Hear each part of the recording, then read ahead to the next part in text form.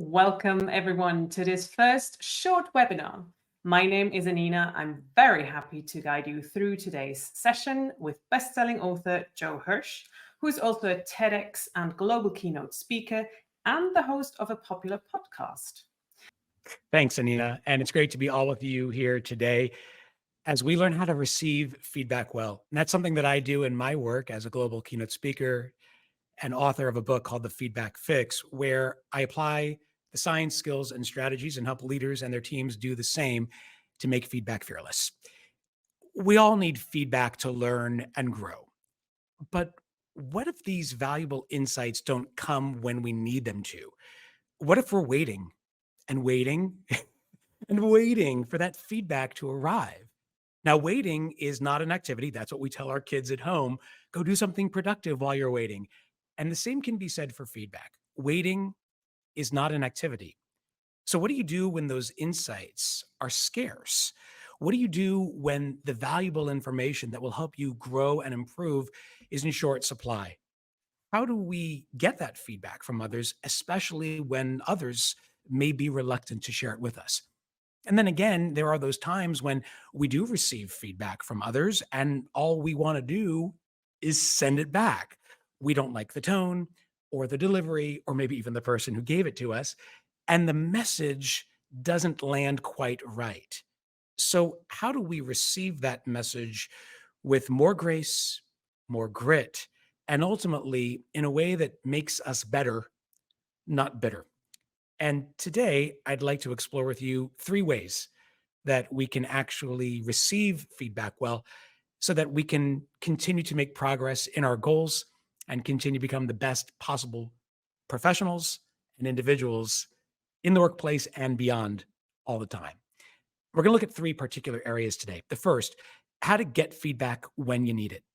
And here we'll explore ways that you can become a feedback magnet who pulls those insights your way when they're most crucial. We'll also learn how to tell if feedback is worth following. Not all feedback is valuable, and it's up to us to put it to the test. We'll learn three ways that you can do that to see if it's something that you should actually keep and grow from. And then finally, we'll learn how to actually turn mistakes into learning moments and how to grow from feedback, not just go through it. If you have any questions or comments along the way, as Anita mentioned, you can drop those in the Q&A section and away we go. So if we want to receive feedback well, I guess the first place to start is, do we receive it at all? Because before we can receive it well, we have to get it. And here, let's focus on part one today of how to receive feedback well by receiving it as a feedback magnet. Now, feedback is too important to leave to chance or to someone else's choice. And it's really on us to receive those feedbacks and to generate that information, even when it's in short supply. We have to pull those insights our way, even if people aren't willing to share them willingly necessarily. And there's a few ways that we can do this to become feedback magnets that pulls that information, those valuable insights our way when it's most crucial. The first thing is to make a specific ask. Now, sometimes our feedback request is way too vague, way too broad, and doesn't really help the other person position that feedback in the right way. Feedback comes in many forms. There's compliments, there's correction, there's coaching. And unless we're clear about the kind of feedback that we're after, we can't expect others to give us clear direction on that feedback request. I was recently on a cruise, and this cruise line did something really interesting. As passengers were getting ready to disembark, the night before, they set out three different bags outside the staterooms. One was red, one was green, and one was clear plastic. And each of those bags, as I learned, was designed for a specific purpose. Linens went in red, towels went in green, trash went in plastic. What the cruise line was doing was helping housekeeping clearly identify and move along the process of changing over the rooms by putting things where they belong. Well, good feedback should also do the same. It should sort our requests into neat categories that others can easily follow and assist with. So ask yourself the question, what am I really looking for here? Is it correction? Is it coaching? Is it compliments? And if we can clearly identify what we're after, then we can help people know that as well, and they can put the feedback where it belongs. So the first thing to do is make that specific ask and get clear on the kind of feedback that you're after, because people can only help us if we help them. The next thing that we can do to become a feedback magnet is to make it easy for others to share. Sometimes people are reluctant to share feedback with us because they are a little bit hesitant. They may be reluctant, uncertain. They themselves may not feel comfortable giving feedback. That's a big problem with a lot of the managers that I work with at companies around the world. They don't feel like they have the skill or the savvy to share that information with their reports. And it's not that they don't want to give feedback, it's that they don't really know how. So if you're looking to become a feedback magnet, make it easy for another person to give you that feedback by giving them the coordinates. Let them know exactly what you're after, like we said, by making a specific request, and then give them permission to share that information with you. Provide a safe entry point and let them know this is exactly what I'm looking for. Can you help me with this particular issue? And by giving them safe entry and an on ramp to actually share that information with you, you're more likely to get that information when you need it. But if you really want to become a feedback magnet, you need to ask the right person. Now, notice I said person, not persons, because sometimes we have a tendency when we're looking for feedback to seek it from many different sources. And while sometimes gathering information from many different sources can be valuable, when it comes to feedback, you might want a more selective and surgical approach. Look, binging your favorite show, that's great. Binging feedback, not so great, because of two reasons. The first is that when you ask too many people for feedback about your performance, you may get a lot of conflicting signals because you're not being selective about who to ask. More on that in a second. And so all that information just becomes noise instead of a clear signal. The other reason to be selective is that if you ask too many people, they may not feel like your request is personally directed to them. And they may not feel like they're very invested in helping you because you're asking lots of people and they don't feel like they're the ones who are chosen for a particular reason to help. But if you were to go to a specific person and say, I'm coming to you specifically because of, and you would list the reasons why, can you help me with, then that person's more likely to engage with you and share feedback because the person feels personally invested. So make it specific, ask, make it easy for the person, and ask the right person because that's really important. So who is this right person? Who is this trusted source? So it's helpful to find someone with the right knowledge who knows what you're after. So if I'm looking to improve on my presentation skills, I may not want to ask my boss because my boss may not give a lot of presentations. I might want to go to someone adjacent to my work who gives presentations all the time at my company to ask that person for advice. That knowledge will really be useful. It's also a matter of the person's history with you. Do they know you? Do they know your work? Do they understand you and you in the broader context of that request? That's also very helpful. And then finally, positioning, going to someone who can actually make good on their request. So I can find someone who may have a lot of knowledge of me and of the particular topic, but if that person isn't going to give me an opportunity to actually practice my presentation skills, then maybe all that feedback isn't going to lead to anything actionable. So knowledge, experience, and position, those are the three things you want to look for when looking for the right person to ask. So in part one, we identified ways to become a feedback magnet to pull that information our way. And you do that by making a specific request, by making it easy for the person to give you that feedback, and by making sure you're asking the right person. Now, sometimes we'll do that. We'll do that well, and we'll start to get information, but that information may be a weak signal despite all of the efforts that we put in. So, how do we know if feedback is worth following? So, in part two, let's understand ways that you can put feedback to the test to know if it's actually something that you should follow or just maybe put on the side. And there's three tests that allow us to really understand the value of feedback because not all feedback is valuable. The first test that we want to look at is the context test. How did this feedback arrive? Who shared it? Does this person know you? Do you trust that source? Are they just trying to change an action or trying to change you as a person. It's much easier for us to change an action. Like, Joe, I think you talk too fast in presentations. Like, I can work on that. I can steady my pace. I can be more deliberate and intentional. But if they're saying, Joe, I just think you're like a bad person, you're not a very good presenter, without really giving me anything actionable and specific, and it feels like it's directed at me and not a behavior or a situation, that feedback may not be worth following because, again, we can change an action. We can't change our essence, at least not easily at first.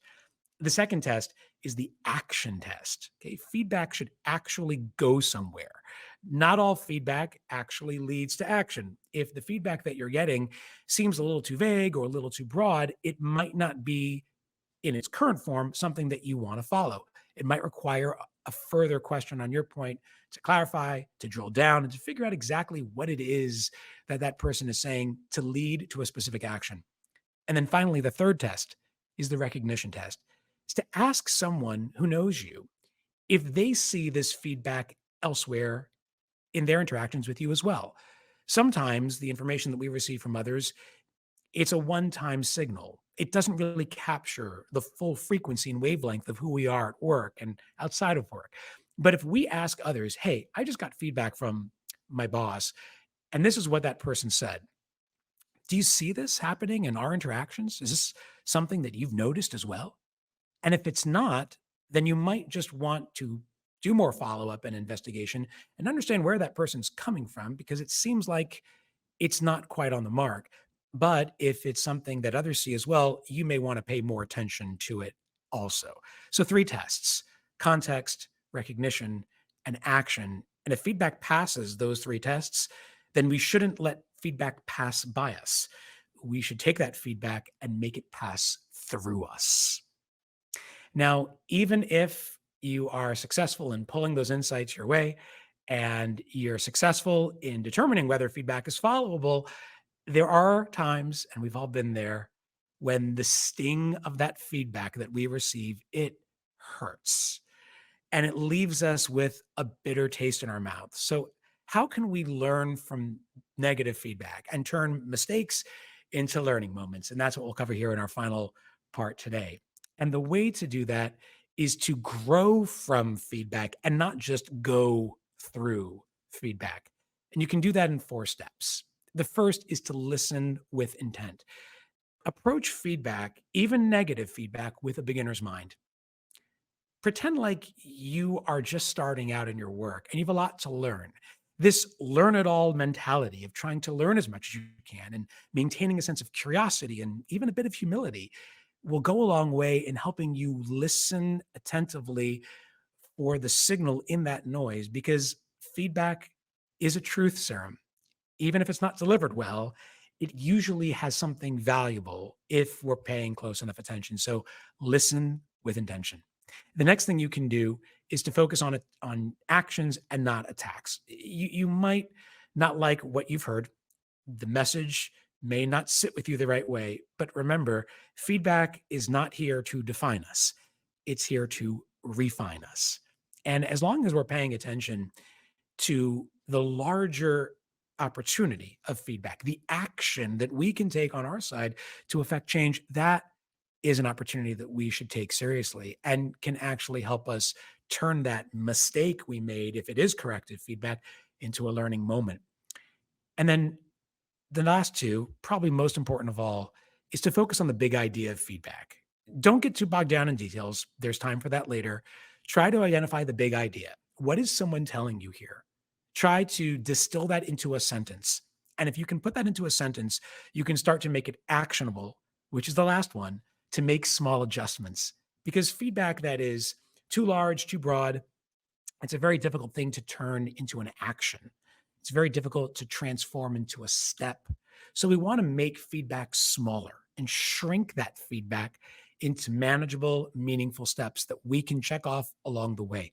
So by listening with intention, by focusing on actions and not just attacks, by trying to find the big idea, and then by breaking that big idea down into smaller steps, we can actually turn those mistakes into learning moments. And from those learning moments, make feedback our teacher.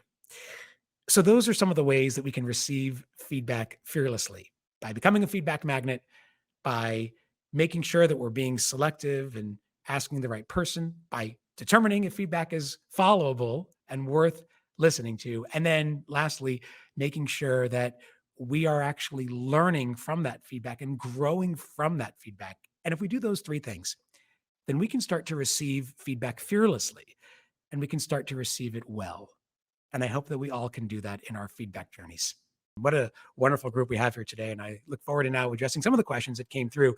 So someone asked about psychological safety in the workplace and how important is that? I just love that question because without trust, there is no feedback. Feedback is a relationship. It's not just a report. And it's something that we need to build and create in the workplace. I think this is something that is important for leaders who are on the giving side of that feedback, the delivery side, to really keep in mind, because unless there is trust, there is no learning, there is no connection, and that relationship suffers. So, what can leaders do to establish that trust? One of the first things that they can do, and this also keeps with the spirit of our topic today of receiving feedback well, is to ask others on their team for feedback about their work. And by asking others to share feedback with them, that creates the conditions of psychological safety because it shows others that if the leader is willing to elicit feedback about their work, then it should be the same for others as well, that they have the opportunity to feel comfortable receiving that feedback from the leader as well. So I think that's crucial. And setting the conditions for psychological safety in the workplace, absolutely important. And there are other ways that leaders can do that. But the first thing that I would suggest is ask for feedback about yourself and show them that it's okay to learn about those uncomfortable truths that allow you to eventually grow. Another question that came in here, which is really interesting, is what if we're not, um, you know, um, what about the people who become very defensive? When that feedback comes in, how can I be more open to receiving that message? And here, I think you might apply three questions to ask yourself if to gauge whether or not you are bringing too much emotion, too much history and baggage to the conversation, and if you are the barrier to preventing that feedback from coming through. The three questions. Number one, is this feedback personal? Is it about me or is it about a situation?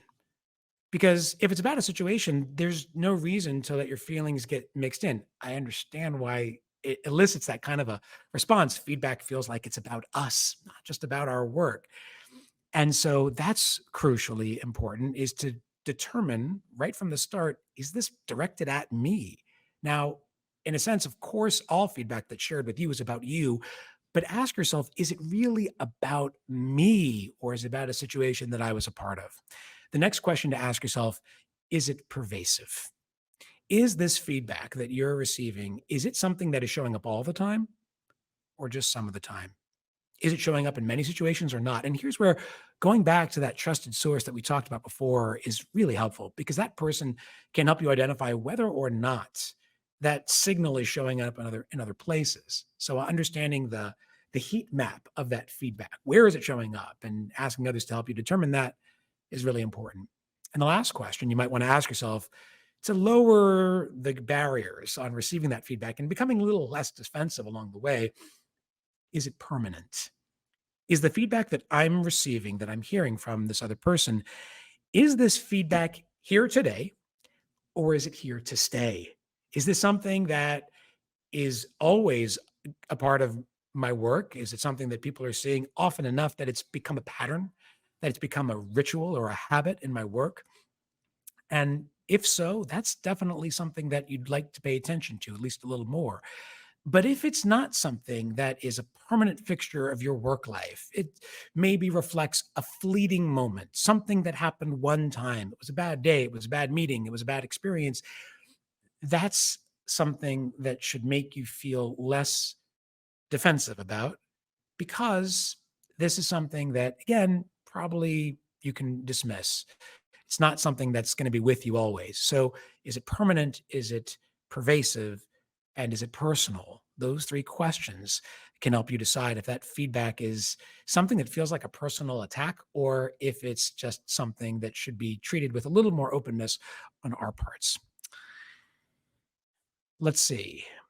Um, well, this question is actually really interesting. And I think with this, we're going to end here for today.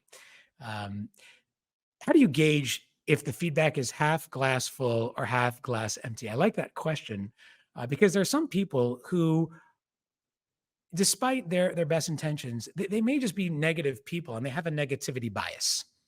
They tend to focus on the things that went wrong and are constantly only sharing the things that are, you know, mistakes and missteps. And here I think it's important for us to realize that if we want people to receive feedback well, we have to make sure that feedback is something positive too. And this is why it's very important that when we share that feedback, we don't just focus on the things that went wrong, but also went right. And one of my most favorite research studies that shows this is that you can actually deliver a lot of value with half the cost. Right. So one of the studies that I like to come back to on this is researchers gave people an option to receive two different gift cards. One group of people got gift cards that were $50. One people got gift cards that were $5. So obviously, who do you think's happier? The people who got $50 gift cards or $5 gift cards? No question, right? The later, though, they asked people a different question, and it was an important distinction. The people who got $50 gift cards were given those gift cards for a particular reason, a birthday, an anniversary, a work milestone. The people who got the $5 gift cards got it just because. No particular reason, just as I like what you're doing and I want to let you know how well I think you're doing it. They then asked those people in the different groups to rate their happiness, and the levels of happiness were almost identical between $50 and $5. And the reason is because feedback is just better. When we're sharing those insights with people about their work and praising them for their process, it's not empty praise, it's legitimate praise. They're more likely to receive the next feedback that we give them that is perhaps a little more glass half empty with more grit, more resolve. So another way to make sure that others receive feedback well, if we're on the giving side of that, is to make sure that we're balancing our feedback between constructive and critical, and to make sure that we always find a way to increase positive feedback in the workplace so that others feel like they matter and that their work matters too.